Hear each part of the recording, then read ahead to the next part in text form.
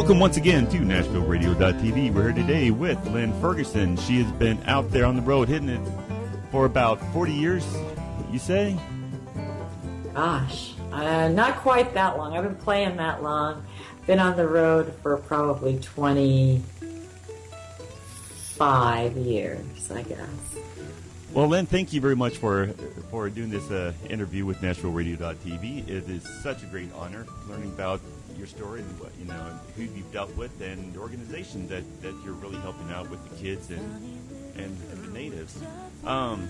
So why don't you tell us a little bit about yourself and where you grew up and what got you started into the writing business, the writing side of the business.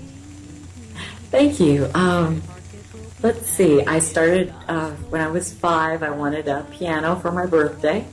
So my parents got me one, and I thought it was so cool. And I was excited about growing so that I could touch the floor or touch the pedals. That was great.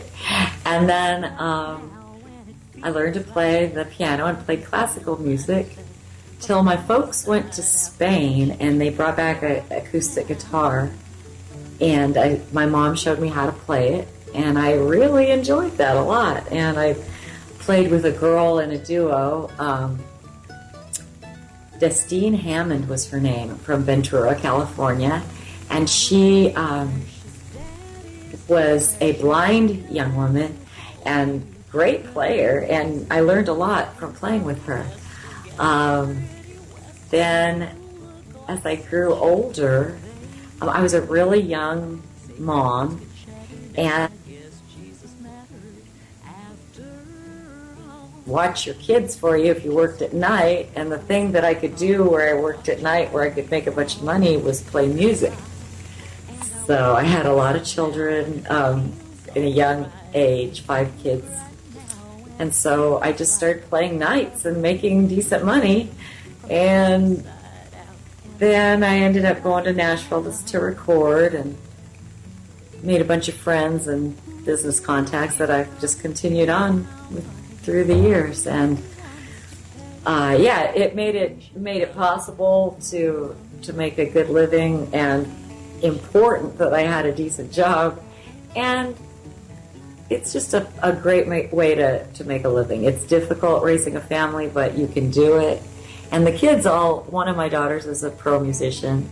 One is a writer. They believed you could do stuff in the arts because Mom and Dad were doing it. So. Was there a common problem when you were writing in those early years? And who or what made it better? Oh, yeah. All right. Well, I was fortunate enough early in my career and all through to be able to work with some of the really greatest writers. And so I did a lot of shows with Taj Mahal, the great blues man, and he always had his finger on the pulse of the new writers. Like, he introduced me to Dwight Yoakam back before he had a deal or anything, K.D. Lang, and then he told me I should record some of Lyle Lovett's songs. Nobody'd heard of him, but he gave me a tape of his. And so I recorded one tune on my first Nashville record, and I noticed all of these songs that I was hearing, these amazing writers. I didn't write at that time. I would just listen and try to figure out what it was that I liked about those songs. And that's what really helped me, playing live a lot. And when I did start writing, I would put one of my songs in between 2 songs that are like classic standards everyone loves. If my song didn't stand up, it was thrown out. Reworked maybe if I liked it, but if it didn't work, it was thrown out. So it took 25 years to write, 10 songs. But they're really good. No, you won't get anything thrown at you with them. But that's how I learned to write, hanging out with all those great writers. And Lyle Lovett was real helpful to me, sent me all of his stuff. And then I was fortunate to record my first CD, Mark O'Connor, the great composer and violinist, he produced it, the first two.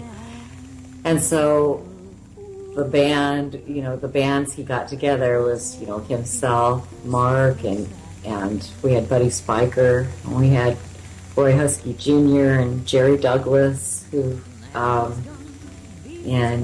Kenny Bayers, and Kathy Cavala, Wayne Patton, amazing people. And how can you not have a great record?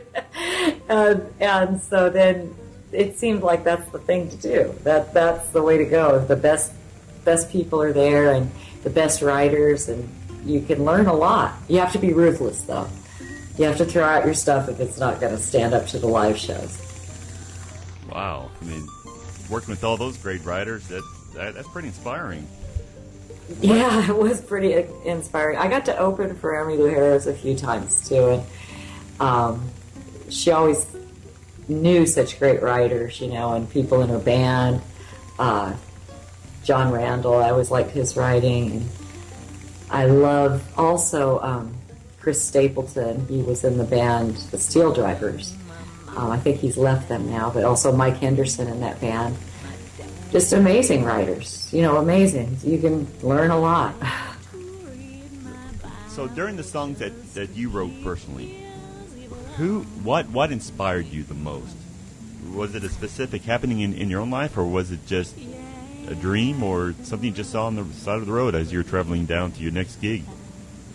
Well, let's see. One song I wrote about my horse. One of my horses. He's my favorite horse. And when I was touring through the Midwest, and I bought him outside of Rapid City, he was just a colt.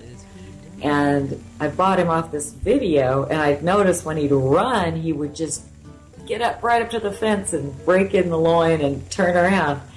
And I got these lyrics because he's a dun color, which is a pale color with a stripe down his back. So he's a red dun. So I wrote that song about him, and all kinds of folks with horses or ranches that thought it's great because I wrote it, it uses some kind of terms that horse people know. And, I wrote another one, oh golly. One I wrote, my dad's Comanche and Kiowa and Greek and German. But there's a Kiowa song called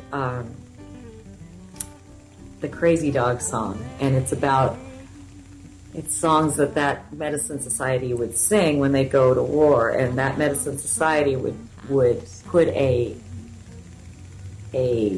leather thong and pound it into the ground, and it would be attached to a wooden stake and the warrior's ankle. And the only other person that could make you move, you had to die there fighting, or one of your society could come and take your place. And it starts out, I live, but I won't live forever. And my dad would always say that, so I wrote a really cool song called Crazy Dog Song about that. And everyone always loves that tune. Then I wrote one because it was a 1-6-4-5 progression, and I noticed everybody loves those. I love them. And I wrote that one. That's called Don't Cry Now. And I didn't like it that well, that people always pick it to play it. They always request it. So there you go, the 1-6-4-5. Da da da da da da da da da da da da. That's just a grabbing chord progression. Almost the takeoff from a good waltz. Yes, So when you're composing these songs, did you come up with the lyrics first or the music first? I usually will come up with a lyric and then I'll say it over and over because singing is really extended speech. So I'll just say it, and then you'll kind of come up with the way it should be phrased, and maybe you'll get a cool lick, like a hook. I like to come up with a hook first, maybe. All right. And I kind of try to do it almost at the same time, but I guess I'd probably make this last couple I wrote on the chord progression first, then I wrote the melody